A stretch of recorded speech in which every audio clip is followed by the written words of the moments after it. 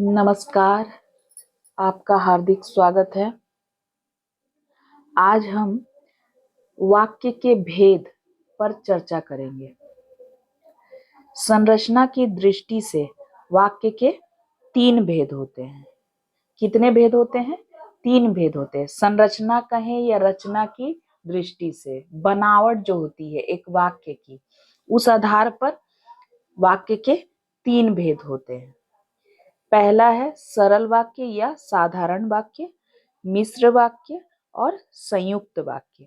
तो आइए प्रत्येक पर बारी बारी से चर्चा करते हैं।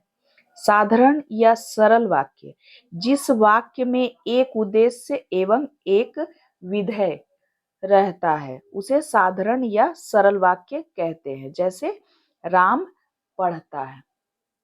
तो साधारण या सरल वाक्य का तात्पर्य आप समझ गए होंगे। उद्देश्य और विधेय पर चर्चा मैंने पिछले वीडियो में की है, आप उस वीडियो को देख सकते हैं। जिस वाक्य में एक उद्देश्य हो और एक विधेय हो उसे साधारण या सरल वाक्य कहते हैं। जैसे राम पढ़ता है, तो राम उद्देश्य और पढ़ता है ये विधेय है। ठीक है, तो एक एक है, तो इसलिए ये सरल या साधारण वाक्य है। आगे बढ़ते हैं। मिश्र वाक्य, जिस वाक्य समूह में एक वाक्य प्रधान हो और अन्य वाक्य उसके आश्रित हो उसे मिश्र वाक्य कहते हैं। एक वाक्य समूह में मतलब एक ही वाक्य है, वो अलग अलग नहीं है, एक साथ जुड़ा हुआ है, लेकिन एक वाक्य प्रधान हो, ठीक है, प्रधान वाक्य हो, और अन्य वाक्य एक या दो अन्य जो वाक्य होंगे वो उसके आश्रित हो, प्रधान वाक्य के पर ही निर्भर हो, उसे मिश्र वाक्य कहते हैं। अब मिश्र वाक्य की पहचान कैसे हम करेंगे कि कौन प्रधान है, कौन आश्रित है, इसको समझने के लिए मैंने यहाँ पर कुछ ट्रिक्स बताए हैं। आइए उसे आप जान ले। बारी बारी से प्रत्येक पहचान पर हम ध्यान देंगे। क्या है? यदि किसी वाक्य में योजक शब्द के रूप में की का प्रयोग हो रहा है अथवा पहला जो रूप है क्या है, यदि किसी वाक्य में योजक शब्द, योजक मतलब जोड़ने वाले जो शब्द होते हैं वाक्य के बीच में आते हैं, और क्या है, की का प्रयोग हो रहा है। अव्यय पे भी मैंने चर्चा की है, योजक शब्दों के भी बारे में मैंने बताया है। तो आप मेरे व्याकरण से संबंधित पुराने वीडियो अगर देखेंगे तो आपको प्रत्येक शब्द का अर्थ समझ में आ जाएगा, कौन क्या है ये भी आपको ज्ञात हो जाएगा। तो आइए आगे बढ़ते हैं।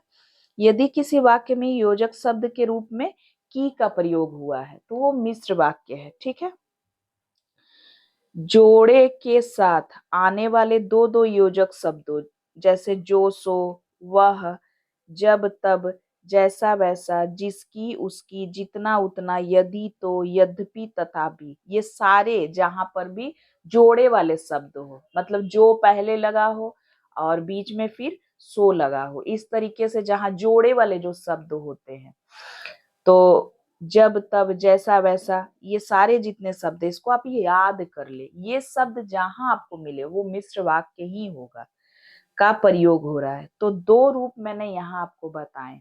अब उदाहरण के तौर पे हम समझते हैं। गांधी जी ने कहा कि, सदा सत्य बोलो। कि देखिए योजक शब्द के रूप में बीच में आया है, तो यह एक मिश्र वाक्य है। तो कि जहां पर भी हो वाक्य के बीच में, ठीक है, वो मिश्र वाक्य होगा। जितनी मेहनत करोगे उतनी ही सफलता मिलेगी। और जोड़े वाले जो योजक चिन्ह है वो जहां होंगे, जैसे देखिए यहाँ मैंने जितनी, जितनी और उतनी, जितना उतना, बात समझ में आ रही है? तो ये शब्द जहां भी मिले आंख मूंद कर समझ ले, ये मिश्र वाक्य है। अब हम उपवाक्यों की कैसे पहचान करेंगे? तो मिश्र वाक्य पर हमने क्या क्या जाना कि मिश्र वाक्य की पहचान के लिए एक तो है की, जहां प्रयुक्त हुआ है किसी भी वाक्य में अगर की का प्रयोग है मध्य में वाक्य के बीच में तो वहां मिश्र वाक्य है। और जोड़े वाले जहां शब्द हैं, और शब्दों का उदाहरण मैंने दे दिया कौन कौन से शब्द होने चाहिए, ठीक है। तो ये जहां है वहां पे भी मिश्र वाक्य होगा। तो आप इसको एकदम याद कर ले। वाक्य से संबंधित कभी भी कोई भी प्रश्न आएगा, आप दुविधा में कंफ्यूज्ड नहीं होंगे, फंसेंगे नहीं, ठीक है। तो इन शब्दों को आप याद कर ले। आगे बढ़ते हैं।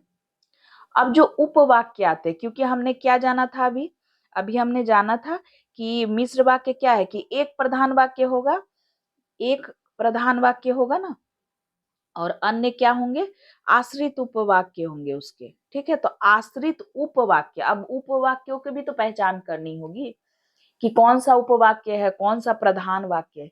तो इसके लिए भी मैंने कुछ ट्रिक्स बनाए हैं, आप उन्हें देखें। आपको कोई भी व्याकरण की पुस्तक पढ़नी नहीं होगी, इस तरीके से अगर आप याद कर लेते हैं तो। उपवाक्य की पहचान क्या है ये आज हम देखते हैं।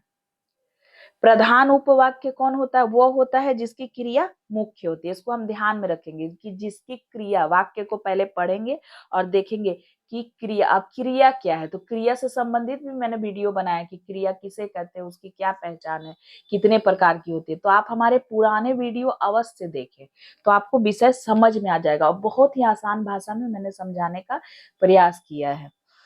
जिसकी क्रिया मुख्य होती है, जबकि आश्रित उपवाक्यों की प्रारंभ में प्राय अव्यय जुड़े रहते हैं। अव्यय पर मैंने बताया ही है। अव्यय मतलब वो शब्द जिन पर लिंग, कारक, वचन, काल, पुरुष, वाच्य इन सब का प्रभाव नहीं पड़ता है, ठीक है, वो अव्यय है। मतलब किसी भी परिस्थिति में वो जैसे हैं वैसे ही बने रहेंगे, उनके रूप में परिवर्तन नहीं आता है, ठीक है। तो आप अव्यय से संबंधित अगर वीडियो देखना चाहते हैं तो आप मेरे पुराने वीडियो देख सकते हैं। मैंने अव्यय, अव्यय के प्रकार पर मुख्यतः चर्चा की है और बहुत आसान भाषा में मैंने समझाया है। तो आगे बढ़ते हैं। प्रधान उपवाक्य वह होता है जिसकी क्रिया मुख्य होती है, जबकि आश्रित उपवाक्यों के प्रारंभ में प्राय अव्यय जुड़े रहते हैं। अव्यय कहे, योजक चिन्ह रहे, ये सारे जुड़े रहते हैं प्रारंभ में, ठीक है। तो आगे हम बढ़ते हैं, इनको पहचानते हैं बारी बारी से। योजक शब्द की से जुड़ा हुआ मिश्र वाक्य होने पे क्या होगा, की से पहले लिखा हुआ जो वाक्य होगा, जैसे की पर हमने अभी चर्चा की थी ना कि की से पहले अगर जो वाक्य है, लिखा हुआ वाक्य, वो होगा प्रधान वाक्य या स्वतंत्र वाक्य, ठीक है, क्योंकि उसकी क्रिया मुख्य होगी। और की से लेकर अंत तक का जो वाक्य होगा, मतलब की लिखे उसके बाद का जो वाक्य होगा, वो होगा आश्रित वाक्य। ये बातें ध्यान में रखिएगा, याद कर जाइए। मैंने सबसे आसान भाषा में समझाने का प्रयास किया है। आगे बढ़ते हैं। दो दो योजक शब्दों से जुड़ा हुआ जो मिश्र वाक्य होगा, जिस पर अभी हमने चर्चा की ना, जितना उतना, ये सारे जो शब्द थे, यद्यपि, तथापि, जो सो, वो जो जोड़े वाले शब्द थे। जिस वाक्यांश में ज या य से आरंभ होने वाला योजक शब्द लिखा हुआ है, मतलब जो शब्द ज से शुरू होगा, जोड़ने वाला जो शब्द, ठीक है, आसान भाषा में याद रखिए, जोड़ने वाले जो शब्द हैं, अगर ज या य से आरंभ होते हैं, शुरू होते हैं, तो योजक शब्द वो आश्रित उपवाक्य होगा, ठीक है। और जिस वाक्यांश में ज या य के अलावा अन्य वर्ण से आरंभ होने वाला योजक शब्द लिखा हुआ हो, वो प्रधान उपवाक्य होगा, ठीक है। दो नियम मैंने बता दिए, इन दोनों को आप रट जाइए, दिमाग में बैठा लीजिए। अब देखिए, जब ज या य के अलावा अन्य वर्ण से शुरू होने वाला योजक शब्द लिखा हुआ होगा तो प्रधान उपवाक्य। उदाहरण से समझ लीजिए। गांधी जी ने कहा कि सदा सत्य बोलो, ठीक है, की है। अब की के पहले कौन सा वाक्य है, देखिए, गांधी जी ने कहा, तो ये प्रधान उपवाक्य है। बात समझ में आई, की से पहले, क्योंकि लिखा है मैंने, की से पहले का जो वाक्यांश होगा। और सदा, की सदा सत्य बोलो, ये आश्रित उपवाक्य है, ठीक है। अब आगे बढ़ते हैं। जो मेहनत करेगा वह सफल होगा। तो देखिए, जो से शुरू हो रहा है, मैंने यहाँ बताया ज या य से आरंभ होने वाला, जहां ज हो, ठीक है, ज में मात्रा लगी हो, उसका रूप परिवर्तित हो, वो बात अलग है। लेकिन अगर ज या य है तो क्या होगा, जो मेहनत करेगा, तो आश्रित उपवाक्य होगा और वह सफल होगा। उसके बाद ज या य से नहीं है आरंभ, तो वहां क्या होगा, प्रधान उपवाक्य, ठीक है। ये नियम आपको समझ में आ गए होंगे। अब आश्रित उपवाक्य के कितने भेद होते? वीडियो थोड़ा लंबा हो गया है, लेकिन आराम से आप इसे सुने, पढ़ ले और एक जगह संक्षिप्त नोट बनाकर अवश्य रख ले। और अगर किसी भी शब्द को लेकर दुविधा हो, संशय हो, तो आप मुझे कमेंट बॉक्स में अवश्य सूचित करें, हमें अवगत कराएं। तो उससे क्या होगा कि मैं आपकी समस्या को समझ पाऊंगी कि कहाँ आपको परेशानी आ रही है, तो उससे भी संबंधित मैं वीडियो बनाकर लाऊंगी। अब आगे देखिए, आश्रित उपवाक्य के भेद, कितने भेद होते हैं? आश्रित उपवाक्य के 3 भेद होते हैं: संज्ञा आश्रित उपवाक्य, विशेषण आश्रित उपवाक्य और क्रिया विशेषण आश्रित उपवाक्य। ठीक है। संज्ञा आश्रित उपवाक्य, ऐसा उपवाक्य जो वाक्य में संज्ञा का कार्य करता है, उसे संज्ञा आश्रित उपवाक्य कहते हैं। ठीक है। संज्ञा आश्रित जो उपवाक्य होता है प्राय की से जुड़ा रहता है। ठीक है। अब देखिए, काम यहाँ क्या बोला गया है? ऐसा उपवाक्य जो वाक्य में संज्ञा का कार्य करता है। अब संज्ञा का क्या कार्य है, इससे संबंधित मैंने वीडियो बनाया है। संज्ञा पर एक विस्तृत व्याख्या वीडियो बनाकर प्रस्तुत की है, तो उसे भी जाकर आप देख सकते हैं। ठीक है। यहाँ पर ये संज्ञा का जो काम करे, संज्ञा मतलब नाम। ठीक है। नाम, किसी का भी नाम। ठीक है।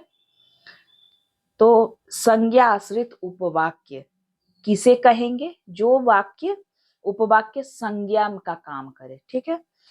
जैसे देखिए, की से जुड़ा होता है ये उपवाक्य, याद रखिए। वो उपवाक्य योजक चिन्ह से जुड़ता ही है, मुख्य क्रिया उसमें नहीं होगी। मुख्य क्रिया किस में होती है? प्रधान उपवाक्य में। तो क्या है? शिक्षक ने कहा कि पृथ्वी गोल है। ठीक है। शिक्षक ने कहा। तो आप देख रहे हैं की से जुड़ा हुआ जो वाक्य है वह क्या है? संज्ञा आश्रित उपवाक्य है। ठीक है। आगे बढ़ते हैं।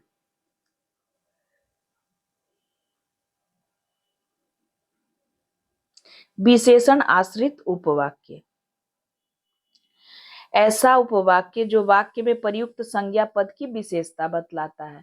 अब संज्ञा पद तो आ गया, उसकी विशेषता बतलाने वाले उपवाक्य को क्या कहेंगे? संज्ञा पद की विशेषता प्रकट करता है, वो विशेषण आश्रित उपवाक्य कहलाता है। पहचान क्या है?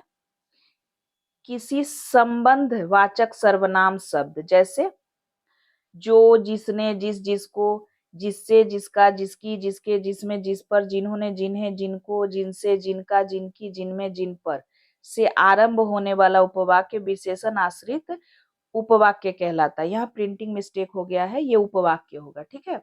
आश्रित उपवाक्य, ठीक है, कहलाता है।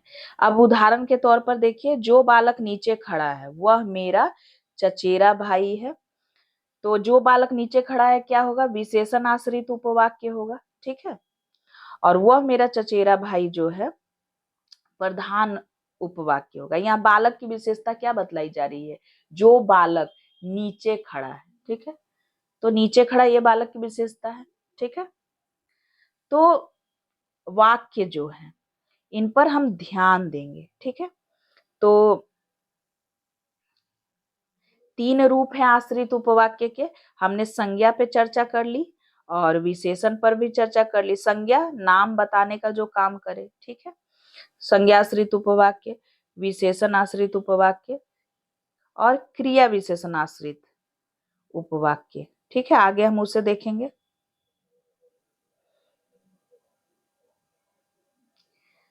क्रिया विशेषण आश्रित उपवाक्य क्या है? जो आश्रित उपवाक्य किसी क्रिया विशेषण पद बंध के स्थान पर प्रयुक्त होता है वो क्रिया विशेषण आश्रित उपवाक्य कहलाते हैं। ठीक है। तो क्रिया विशेषण, विशेषण की जो विशेषता बतलाए। ठीक है। क्रिया विशेषण, तो यहाँ पे क्रिया की विशेषता बतलाई जाएगी। ठीक है। तो ऐसा उपवाक्य, ठीक है, जो क्रिया विशेषण पदबंध के स्थान पे प्रयुक्त हो। ठीक है। और क्रिया विशेषण का ही वो कार्य करता है। क्रिया विशेषण पर भी मैंने वीडियो बनाया है, आप जाकर उसे देख सकते हैं। व्याकरण से संबंधित जितने भी महत्वपूर्ण विषय उन सब पर मैंने वीडियो बनाया है। आप किस पर वीडियो देखना चाहते हैं ये भी आप हमें अवश्य बताएं। आगे देखिए, पहचान क्या है इसकी? जैसा, जैसी, जैसे, जितना, जितनी, जितने, जहां, यदि, यद्यपि इत्यादि शब्दों से आरंभ होने वाला जो उपवाक्य क्रिया विशेषण आश्रित उपवाक्य कहलाता है। इस यही पहचान है, ठीक है। और विशेषण का हमने बताया था, ये पहचान थी कि ये सारे जो शब्द थे, जो, जिसने, ये जो शब्द थे, इनसे जहां शुरू हो तो वो हो जाएगा आपका विशेषण आश्रित उपवाक्य। अब और यहाँ क्या है पहचान? जैसी, जैसे, जैसे, जितना, जितनी, जितने, जहां, यदि, यद्यपि इत्यादि शब्दों से आरंभ होने वाला उपवाक्य क्रिया विशेषण आश्रित उपवाक्य कहलाता है। जैसे देखिए, वो ऐसे चल रहा था जैसे बीमार चलता हो, ठीक है, तो वह ऐसे चल रहा था, प्रधान उपवाक्य हो गया। जहां जैसे लगा वहां से क्रिया विशेषण उपवाक्य हो गया। ठीक है, बात समझ में आ गई। तो कुल मिलाकर आज हमने मिश्र वाक्य तक चर्चा कर ली है। अगले वीडियो में हम संयुक्त वाक्य पर चर्चा करेंगे, फिर अर्थ के आधार पर वाक्य के कितने भेद होते हैं वो भी देखेंगे, और आगे वीडियो बनाकर मैं ये समझाऊंगी कि वाक्य अशुद्ध है तो उसे शुद्ध कैसे करें, फिर वाक्यों को रूपांतरित कैसे करें, सरल से मिश्र में, मिश्र से संयुक्त में, सरल से संयुक्त में। बात समझ में आ रही? ये सारे महत्वपूर्ण विषय हैं जो परीक्षा में अवश्य रहते हैं। तो आप हमारे साथ जुड़े रहे, हमारे चैनल को सब्सक्राइब कर ले, और व्याकरण से संबंधित जो भी समस्या है आप हमें कमेंट बॉक्स में अवश्य अवगत कराएं। मैं उस पर समाधान लेकर अवश्य आऊंगी। अगर छोटी समस्या है तो कमेंट बॉक्स में ही रिप्लाई दे दूंगी, और अगर बड़ी समस्या है तो उस पर अलग से एक वीडियो बना दूंगी। आगे एक नए वीडियो के साथ मैं शीघ्र आपके समक्ष उपस्थित होती हूँ। तब तक के लिए धन्यवाद।